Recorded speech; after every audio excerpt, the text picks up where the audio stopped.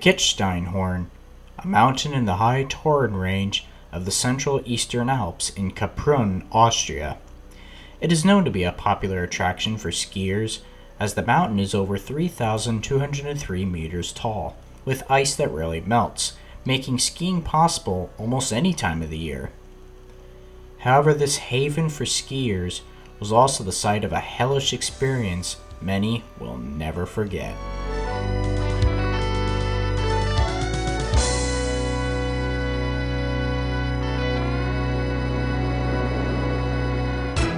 On November 11th, 2000, skiers crowd toured Kaprun for the opening day of the winter sports season.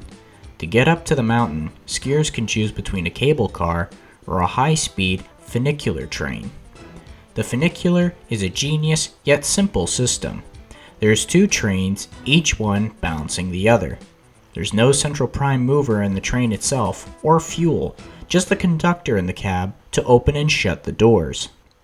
At the top station, a powerful electric pulley system pulls the trains up and down the 30-degree incline at 25 kilometers an hour, or 16 miles an hour.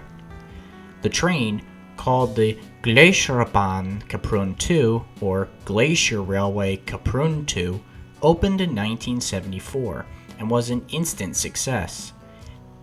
It had an unusual track gauge of 946 millimeters, or 3 feet by 1 1/4 inch.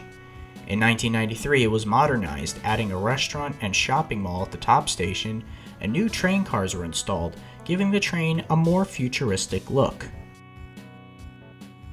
The train consists of 2 coaches and has 2 cabs on each end of the train for the conductor to use. It can carry a total of 180 passengers. While this train enjoys a perfect safety record for 7 years, little does anyone know that this new design holds a deadly design flaw. At 8:57 a.m., 161 passengers climb into the funicular for the uphill journey. Among them, some of the top skiers, such as Sandra Schmidt, a 19-year-old German freestyle skier who earned a gold medal for Germany during the 1999 Freestyle World Ski Championships, Sebastian Geiger, a junior champion skier for Germany who's just 14, and Josef Schapar, a deaf alpine skier who represented Austria at the Deaf Olympics in 1987, 1995, and 1999, winning 7 medals, including a gold. There's also United States Army Major Michael Goodridge with his wife Jennifer, and sons Michael, who's 7, and Kyle, who's 5. They board the train, not giving a second thought of what is about to happen. The downhill train, however, only has 2 people, the conductor and 1 lone passenger. At 9:02 a.m., the trains are underway. Control room staff keep an eye on the trains and their movements. The uphill train first crosses a 600-meter ravine before entering a tunnel that climbs through the mountain. Seconds in the trip, however, there's already trouble. Skier Thomas Kraus has an uneasy feeling. He spots a small whiff of smoke seep in from the empty rear cab. In interviews, he says it was like from a cigarette after being put down. Quickly, the smoke intensifies, and the passengers at the back go from concerned to terrified. To add insult to injury, there are no smoke alarms anywhere in the train to alert the conductor or control, and the fire extinguishers are sealed off in the cabs, away from passengers. One passenger even tries a desperate 122 call to the fire brigade on his cell phone. Others bang on the windows trying to attract people for help, but it's futile. Then another stroke of bad luck.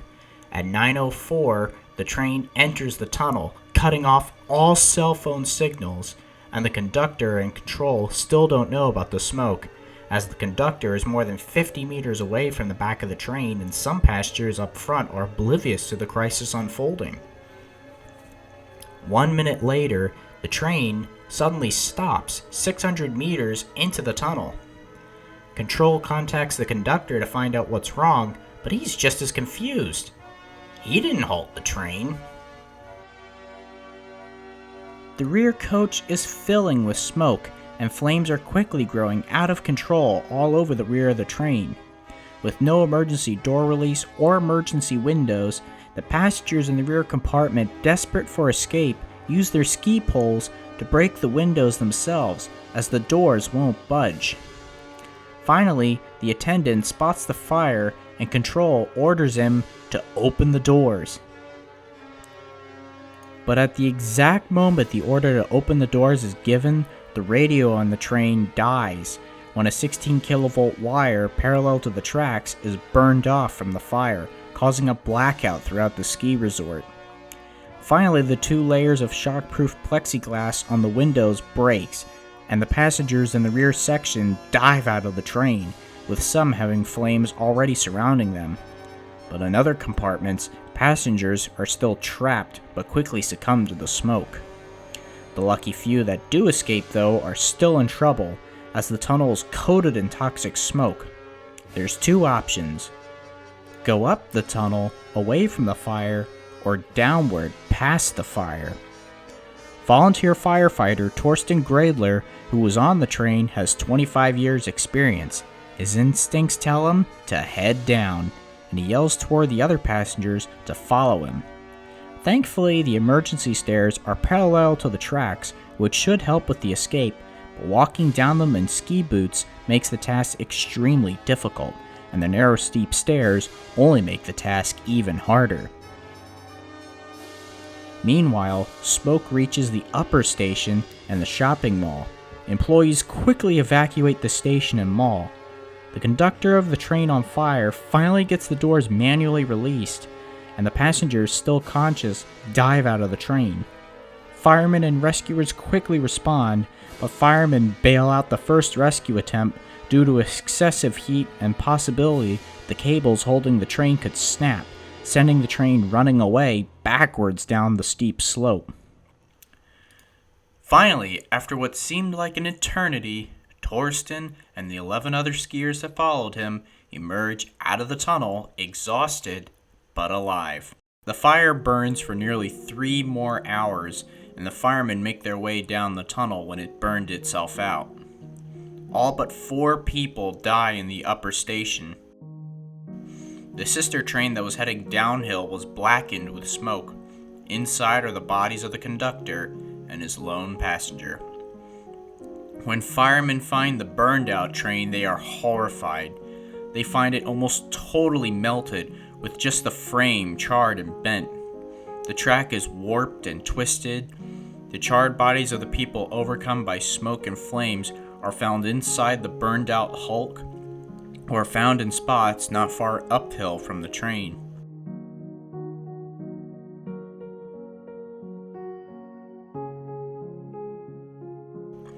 In total, 155 are dead, including Michael Goodridge and his family, Joseph Shapor, Sebastian Geiger, along with 3 members of his group, plus their coaches, and Sandra Schmidt, along with her parents.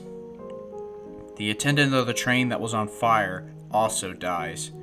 Some bodies are so badly burned to the point where identification was only possible by DNA cross-matched with samples from the victims' toothbrushes and razors found in their hotel rooms. Now, how could such a high-tech train suffer such a catastrophic failure? There had never been a fire on funiculars in over 100 years. There's no fuel or prime mover in them either. Not to mention, how could so many die? Well, even though the possibility of fire could be low, does not mean it's impossible. And while the train complied with fire safety standards, the rules were hopelessly outdated at the time, not taking onboard power and hydraulic brake systems in effect, which were new features on the 1993 refit. The sister train, which is still intact, is winched up to the top station for clues, while the burned out wreck of the other train remains where it is for now. They soon make a surprising discovery. During the 1993 refit, the cabs were made more comfortable. Electric fan heaters were installed to keep the cabs warm during the trips, as temperatures in winter can drop to -20 degrees Celsius. That's -4 degrees Fahrenheit. but according to the instruction manual of the heaters, they are actually household designs and not for moving vehicles. To make matters worse, it has a serious manufacturing error where the heater can overheat and break the heating element, which can cause the fan motor to jam against its plastic casing and catch fire. 4 out of 5 fan heaters of the same type have the same defect. Even worse, the main fuel that made the fire grow out of control in the first place? The hydraulic oil in the braking system. 120 liters of this flammable oil flows through the pipes of the 61-meter train. The oil gauges are located just above the heaters, and the pipes flow just a few centimeters away from the faulty heater.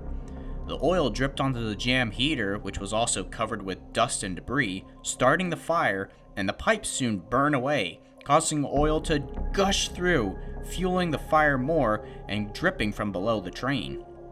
Eventually, the hydraulic leak causes the pressure to drop below 20%, which triggers the emergency brakes to slam on, stopping the train and its twin. It's a failsafe to prevent runaways, but it triggers 600 meters into the tunnel, trapping the passengers like an underground coffin, and the remaining oil is more than enough to still feed the fire. But how could so many die? Well, besides the lackluster safety features mentioned earlier, the smoke from the fire made the tunnel act like a giant chimney, and smoke tends to travel upward toward the roof. At an incline, the smoke and flames go uphill. An emergency exit being opened by the Alpine Center, the top station, to let people escape, only made the fire worse, as it fed more oxygen for the fire. Most of the fatalities were mainly from smoke inhalation, meaning some passengers inside the train were overcome by the smoke, and those that traveled up the tunnel away from the fire stood no chance. Most died less than 15 meters away from the train, while Japanese athlete Tamahisha Sazi got the furthest uphill, with his body being found 142 meters from the train. However, thanks to fireman Torsten Greidler's experience of fires, his actions not only saved himself, but the 11 others that followed him, as they were mainly below the smoke, meaning they had a better chance at breathing. As a result of the investigation, 16 people, including the designers of the train and management of the railroad Gleichbahn Kaprun AG, are charged with negligence and causing the deaths of 155 people. Despite the proof that both were at fault, all were acquitted in February 2004, as courts said there was insufficient evidence against them, and in September 2007, the public prosecutor's office determined the manufacturer of the electric heater was also not responsible. This devastated the victims' families as well as the 12 survivors, and those responsible for the fire got away with little punishment. In the end, the ski resort remains open, but the funicular never opened again and was replaced by a gondola lift, a 24-person Gletscherjet 1 Funitel. The tunnel was sealed and the elevated track and stations were demolished by 2014. The site, though, has been frequently visited by some skiers who wanted to explore its dark interiors and film the remains of the burned-out tunnel. The track and tunnel remained in place for over a decade after the disaster, although never used by paying passengers. As of 2014, the track and supporting structure below the tunnel have been completely removed, with just a gap in the trees to indicate where it once stood. Similar funiculars, however, boast more safety features, like cameras in the passenger compartments for the conductor, cell phone reception being possible in the tunnel, an intercom system, emergency door handles, and hammers to break windows. 20 years have passed since this tragedy, and while the survivors are grateful they're still alive, the memories of that terrible fire will still haunt them for the rest of their lives.